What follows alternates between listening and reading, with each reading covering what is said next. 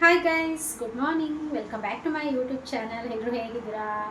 So guys, ಇವತ್ತು ಬಂದು ಆಯುಧ ಪೂಜೆ. ಇವತ್ತು ಮಾರ್ನಿಂಗಿಂದನೇ ಬ್ಲಾಗ್ನ ಸ್ಟಾರ್ಟ್ ಮಾಡ್ತಾ ಇದ್ದೀನಿ. ಇನ್ನು ಇವತ್ತು ಆಯುಧ ಪೂಜೆ, ನಾಳೆ ವಿಜಯದಶಮಿ ಎರಡೂ ಕೂಡ ಇದೆ. ಸೊ ಈ ಸಲ ಹಬ್ಬಕ್ಕೆ ಅಂತ ಊರಿಗೇನು ಹೋಗಿಲ್ಲ, ಇಲ್ಲೇ ಇದ್ದೀನಿ.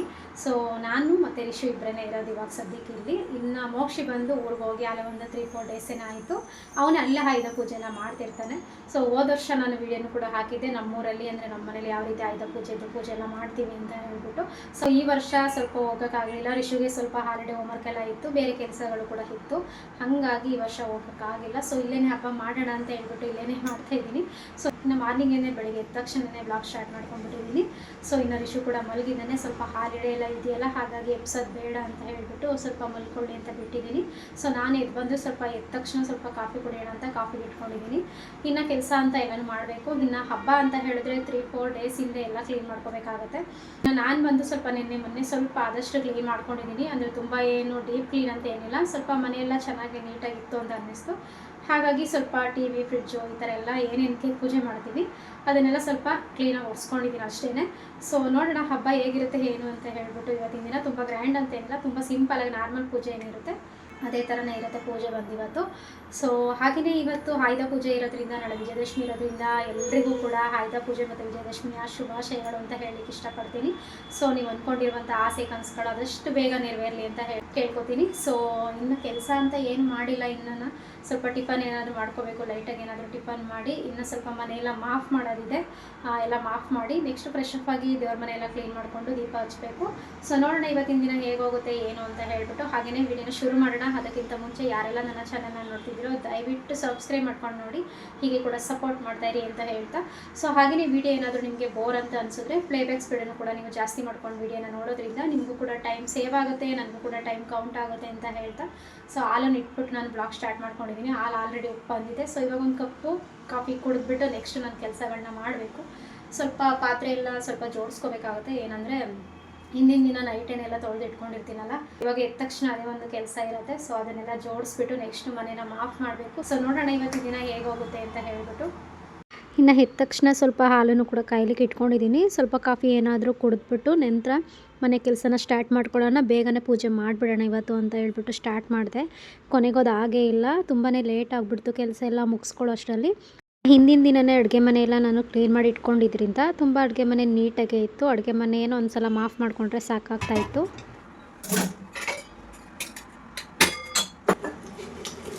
ಇವಾಗ ಏನಪ್ಪ ಅಂದರೆ ಬೆಳಿಗ್ಗೆ ಟೈಮು ಸ್ವಲ್ಪ ಕಾಫಿ ಅಂತ ಏನು ಕುಡಿಯೋಲ್ಲ ನಾನು, ಸ್ವಲ್ಪ ತುಂಬ ಕಡಿಮೆ. ಇವಾಗ ಸ್ವಲ್ಪ ಇದು ವುಮೆನ್ಸ್ ಹಾರ್ಲಿಕ್ಸ್ ಇದೆಯಲ್ಲ, ಸೊ ಬ್ಯಾಕ್ ಪೇನ್ ತುಂಬ ಜಾಸ್ತಿ ಇದೆ ಅಂದ್ಬಿಟ್ಟು ವುಮೆನ್ಸ್ ಹಾರ್ಲಿಕ್ಸ್ ಕುಡಿತಾ ಇದ್ದೀನಿ. ಸೊ ಪರವಾಗಿಲ್ಲ, ಸ್ವಲ್ಪ ಕಡಿಮೆ ಆಗಿದೆ ನನಗೆ. ಸೊ ಹಂಗಾಗಿ ಒಂದು ಸ್ಪೂನ್ ಹಾಕೊತೀನಿ ಬೆಳಿಗ್ಗೆ ಮತ್ತು ಸಂಜೆ. ಏನಾದರೂ ಕಾಫಿ ಕುಡಿಲೇಬೇಕು ಅಂತ ಕಾಫಿ ಮಾಡ್ಕೊಳ್ಳೋದು ಅಷ್ಟೇ ನಾನು. ಸಿಕ್ಕಾಪಟ್ಟೆ ಬ್ಯಾಕ್ ಪೇನ್ ಇತ್ತು ಗೈಸ್, ಇವಾಗಂತೂ ಸ್ವಲ್ಪ ಕಡಿಮೆ ಆಗಿದೆ ಕುಡಿತಾ.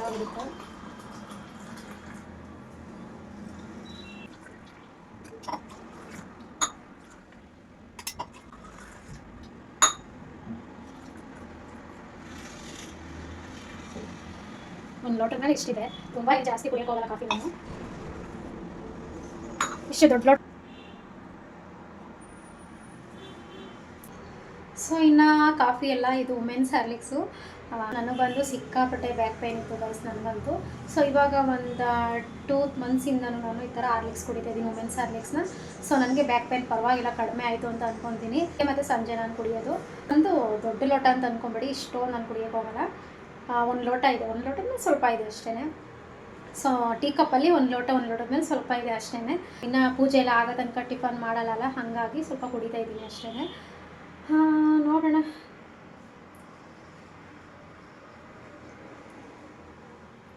ಇನ್ನು ಆಲ್ರೆಡಿ ಬ್ರಷ್ ಫಸ್ಟೇ ಮಾಡಿದ್ದೀನಿ.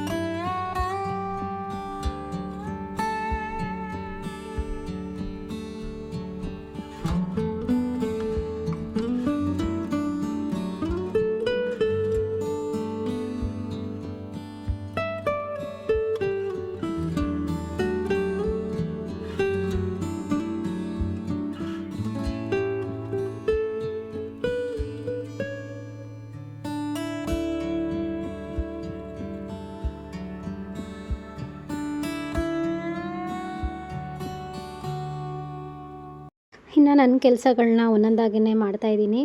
ಏನೇ ಹಬ್ಬ ಇದ್ರೂ, ಏನೇ ಎಷ್ಟೇ ಬೇಗ ಇದ್ರೂ ತುಂಬ ಬೇಗನೆ ಟೈಮ್ ಓಡಿಬಿಡುತ್ತೆ. ಕೆಲಸ ಅಂತೂ ಸಾಕ್ತಾನೆ ಇರಲ್ಲ, ಆ ರೀತಿ ಆಗಿಬಿಡುತ್ತೆ. ನಂದು ಕೂಡ ಹಂಗೆ ಆಯಿತು. ಬೇಗನೆ ಕೆಲಸ ಎಲ್ಲ ಮುಗಿಸ್ಕೊಂಡು ದೀಪನೆಲ್ಲ ಹಚ್ಚಿದಾದ್ಮೇಲೆ ಟಿಫನ್ ಮಾಡೋಣ ಅಂತ ಅಂದ್ಕೊಂಡು ಎಲ್ಲನೂ ಬೇಗನೆ ಮಾಡೋಕ್ಕೆ ಟ್ರೈ ಮಾಡಿದೆ.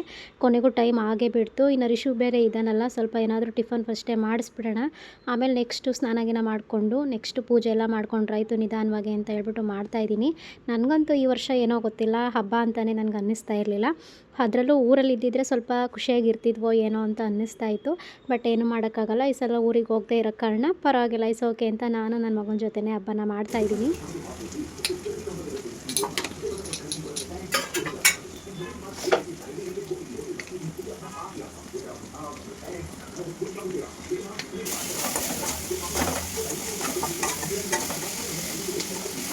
ಇನ್ನು ತಿಂಡಿಗೆ ಅಂತ ಸಿಂಪಲಾಗೇ ಒಂದು ಲೆಮನ್ ರೈಸ್ನ ಮಾಡ್ಕೊತಾ ಇದ್ದೀನಿ, ಬೇಗನೆ ಆಗುತ್ತೆ ಅಂತ. ಸೊ ಇನ್ನು ಒಟ್ಟಿಗೆ ಟಿಫನೆಲ್ಲ ಮಾಡಿಕೊಂಡು ನೆಕ್ಸ್ಟ್ ಪೂಜೆಗೆ ಹೋಗೋಣ ಅಂತ ಅಂದ್ಕೊಂಡೆ. ಯಾವಾಗಲೂ ಅಷ್ಟೇ ನಾವು ಮಾಡುವಂಥ ಭಕ್ತಿ ಕಾಣುತ್ತೆ ಹೊರತು ದೇವ್ರಿಗೆ ನಾವು ತುಂಬಾ ಹಸ್ತಿದ್ದೇ ಮಾಡಬೇಕು, ಊಟ ಇಲ್ಲದೇ ಮಾಡಬೇಕು ಅಥವಾ ಇದೇ ರೀತಿಯೇ ನಾವು ಪೂಜಾ ವಿಧಾನದಲ್ಲಿ ನಾವು ಇರಬೇಕು ಅಂತ ಏನಿಲ್ಲ.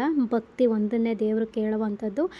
ಅದರಲ್ಲೂ ಇತ್ತೀಚೆಗಂತೂ ನನಗೆ ತುಂಬ ಹೊತ್ತು ಊಟ ಇಲ್ಲದೇ ಇರೋಕ್ಕಾಗಲ್ಲ. ಇತ್ತೀಚೆಗೆ ಅದು ಅಭ್ಯಾಸ ಆಗಿಬಿಟ್ಟಿದೆ.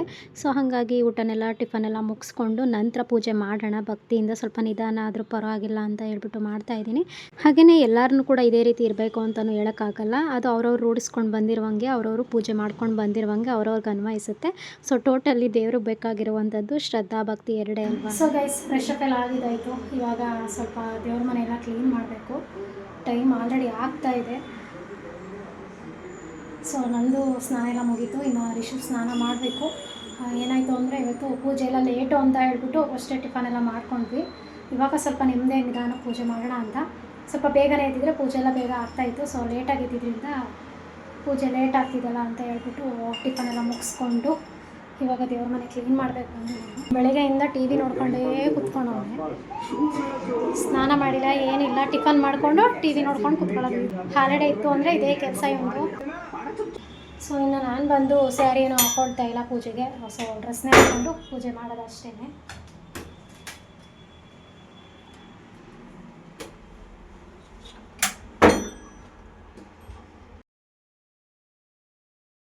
ಇನ್ನು ನೆಕ್ಸ್ಟ್ ಬಂದು ನಮ್ಮದು ಏನಿರುತ್ತೆ ಆಯುಧಗಳು ಅಥವಾ ಎಲೆಕ್ಟ್ರಾನಿಕ್ ಥಿಂಗ್ಸ್ಗಳಿದೆಲ್ಲದಕ್ಕೂ ಪೂಜೆ ಮಾಡಲೇಬೇಕು ಆಯುಧ ಪೂಜೆ ದಿನ. ಸೊ ವೆಹಿಕಲ್ಸ್ಗಳಿಗೆ ಈ ರೀತಿ ಎಲ್ಲದಕ್ಕೂ ಮಾಡ್ತಾರೆ.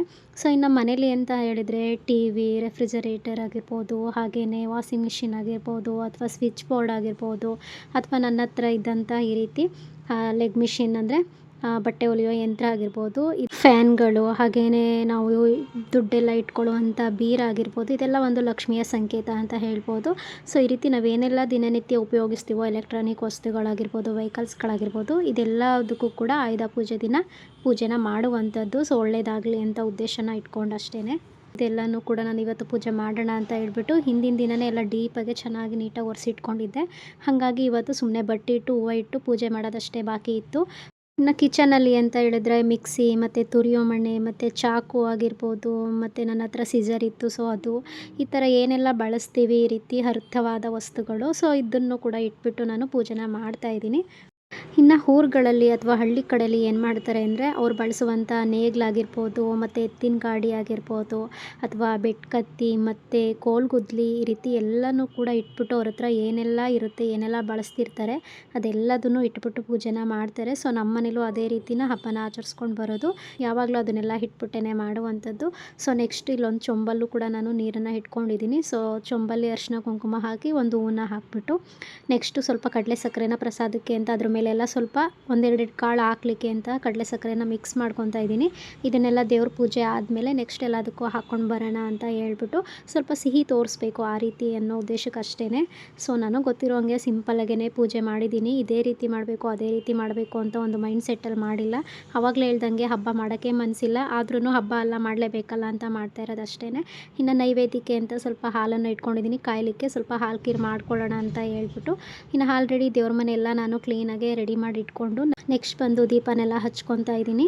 ಹಾಗೆಯೇ ದೀಪನೆಲ್ಲ ಹಚ್ಚಿದ್ದಾದಮೇಲೆ ಹಾಲು ಕೀರು ಕೂಡ ಅಷ್ಟರಲ್ಲಿ ರೆಡಿ ಆಗಿದೆ. ಸೊ ಇದೇ ಟೈಮಲ್ಲೇ ಸ್ವಲ್ಪ ನೈವೇದ್ಯಕ್ಕೆ ಹಾಲು ಕೀರನ್ನೆಲ್ಲ ತೊಗೊಂಡೋಗಿ ಇಟ್ಬಿಟ್ಟು ನೆಕ್ಸ್ಟ್ ಪೂಜೆನ ಸ್ಟಾರ್ಟ್ ಮಾಡಿಕೊಂಡೆ.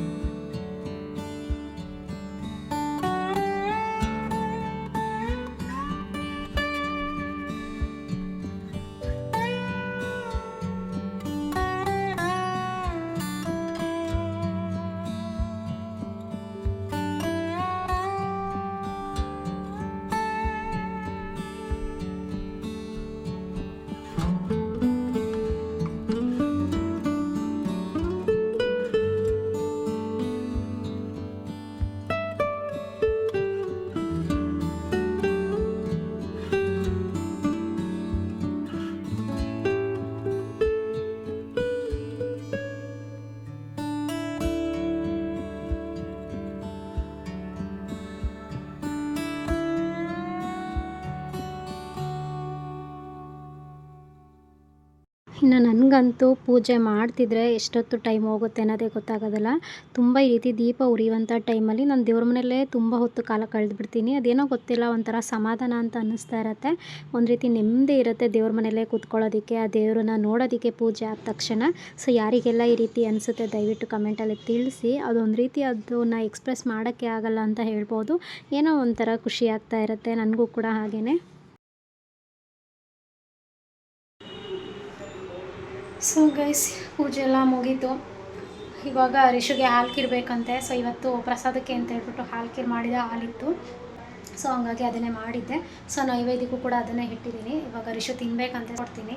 ಹಾಗೆ ನಾನು ಕೂಡ ಟೇಸ್ಟ್ ಮಾಡ್ತೀನಿ ಹಾಲ್ಕಿರ್ ಹೇಗಿದೆ ಅಂತ ಹೇಳ್ಬಿಟ್ಟು. ನಮ್ಮನೆಯ ಆಯುಧ ಪೂಜೆ ಇಷ್ಟೇ, ತುಂಬ ಸಿಂಪಲಾಗಿ ಮಾಡಿದ್ದೀನಿ. ಸೊ ಹೋದ ವರ್ಷ ಅಂದರೆ ಊರಿಗೆಲ್ಲ ಹೋಗಿದ್ನಲ್ಲ, ಅಲ್ಲೆಲ್ಲ ವೆಹಿಕಲ್ಸ್ ಎಲ್ಲ ಪೂಜೆ ಮಾಡಿದ್ವಿ. ಈ ವರ್ಷ ಮೋಕ್ಷಿ ತುಂಬ ಇದು ಮಾಡ್ತಿರ್ತಾನೆ, ತುಂಬಾ ಖುಷಿಯಾಗಿರ್ತಾನೆ ಅಲ್ಲಿ ಪೂಜೆ ಎಲ್ಲ ಮಾಡಿಕೊಂಡು. ಇನ್ನು ಮನೇಲಿ ಅಂದರೆ ಮನೇಲಿ ಇಷ್ಟೇ ಸಿಂಪಲಾಗಿ ಪೂಜೆ ಮಾಡುವಂಥದ್ದು. ನೋಡೋಣ, ಅಡುಗೆ ಅಂತ ಇನ್ನೂ ಏನೂ ಮಾಡ್ಕೊಂಡಿಲ್ಲ. ಫಸ್ಟ್ ಹಾಲ್ಕಿರ್ ಇದಿಲ್ಲ, ಹಾಲ್ಕಿರ್ ತಿಂದ್ಬಿಟ್ಟು ನೆಕ್ಸ್ಟ್ ಏನಾದ್ರೂ ತುಂಬ ಸಿಂಪಲ್ ಅಡುಗೆನೇ ಏನಾದರೂ ಮಾಡ್ಕೋಬೇಕು. So first ಹಾಲ್ಕಿರ್ ತಿಂದ್ಬಿಡ್ತೀನಿ.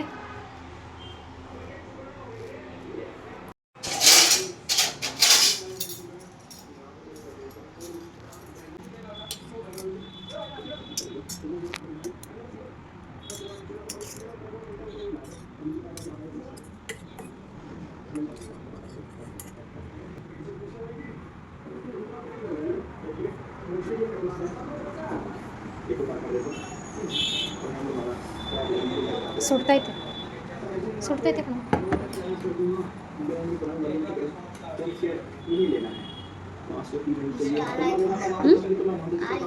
ತಿಂತಾ ಇದ್ದಾರೆ ಸಾಹೇಬ್ರು.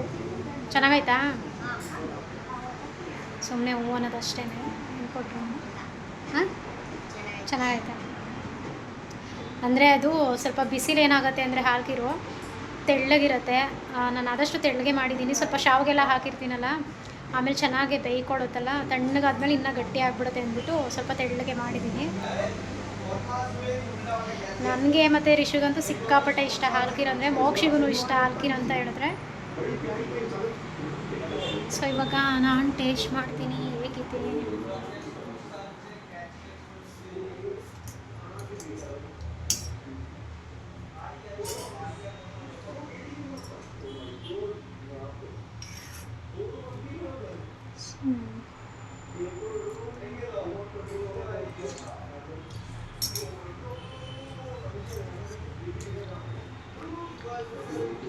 ಸೊ ಇವಾಗ ತೊಗೊಂಡಿದ್ದೀನಿ, ಟೇಸ್ಟ್ ಮಾಡಿದ್ರೆ ಚೆನ್ನಾಗಿದೆ.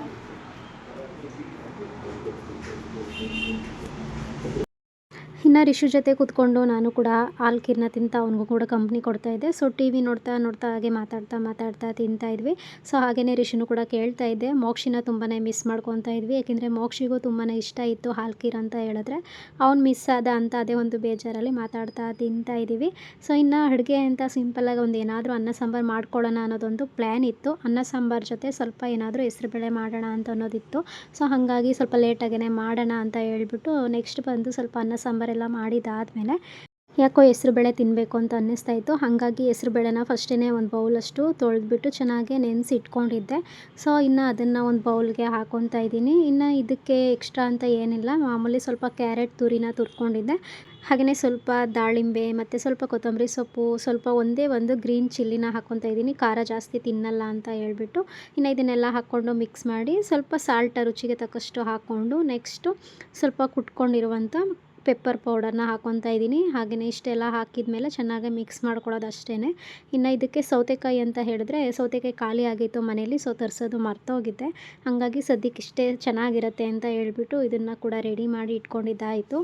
ಹಾಗೆಯೇ ನಾನು ಬಂದು ಇದನ್ನು ಅವಾಗವಾಗ ಮಾಡ್ತಿರ್ತೀನಿ ಹೆಸರುಬೇಳೆ. ಸೊ ಇಷ್ಟ ಇದೆ ಅಂತಲ್ಲ, ಇಷ್ಟ ಇಲ್ಲದೆ ಇದ್ರೂ ಮಾಡ್ತಿರ್ತೀನಿ. ಏನಕ್ಕೆ ಅಂದರೆ ಬಾಡಿ ತುಂಬಾ ಹೀಟ್ ಆದಾಗ ಈ ಥರ ಹೆಸರುಬೇಳೆನ ಮಾಡ್ಕೊಂಡು ತಿನ್ನೋದ್ರಿಂದ ಇದರಲ್ಲಿ ಗ್ರೀನ್ ಚಿಲ್ಲಿ ಒಂದು ಸ್ಕಿಪ್ ಮಾಡಿ ಸೌತೆಕಾಯಿನ ಆ್ಯಡ್ ಮಾಡಿಕೊಂಡ್ರೆ ತುಂಬಾ ಚೆನ್ನಾಗಿರುತ್ತೆ. ಸೊ ಬಾಡಿ ಹೀಟ್ ಆದಾಗಲೂ ಕೂಡ ತುಂಬ ಬೇಗನೆ ಕೂಲ್ ಆಗಿಬಿಡುತ್ತೆ ಅನ್ನೋದಷ್ಟೇ. ಸೊ ಓಕೆ ಫ್ರೆಂಡ್ಸ್, ಇವತ್ತಿನ ಬ್ಲಾಗ್ ಇಷ್ಟೇ. ಸೊ ಹಾಗಾಗಿ ಈ ವಿಡಿಯೋನ ಇಲ್ಲಿಗೆ ಎಂಡ್ ಮಾಡ್ತಾ ಇದ್ದೀನಿ. ಹಾಗೆಯೇ ಚಾನಲ್ನ ಯಾರೆಲ್ಲ ಸಬ್ಸ್ಕ್ರೈಬ್ ಮಾಡದೆ ವಿಡಿಯೋ ನೋಡ್ತಿದ್ರೆ ದಯವಿಟ್ಟು ಸಬ್ಸ್ಕ್ರೈಬ್ ಮಾಡ್ಕೊಂಡು ವಿಡಿಯೋ ನೋಡಿ ಅಂತ ಹೇಳ್ತಾ ಮತ್ತೆ ನಾನು ನಿಮಗೆ ಸಿಗ್ತೀನಿ. ಅಲ್ಲಿವರೆಗೂ ಕಾಯ್ತಾ ಇರಿ ಅಂತ ಹೇಳ್ತಾ thank you for watching. Bye bye.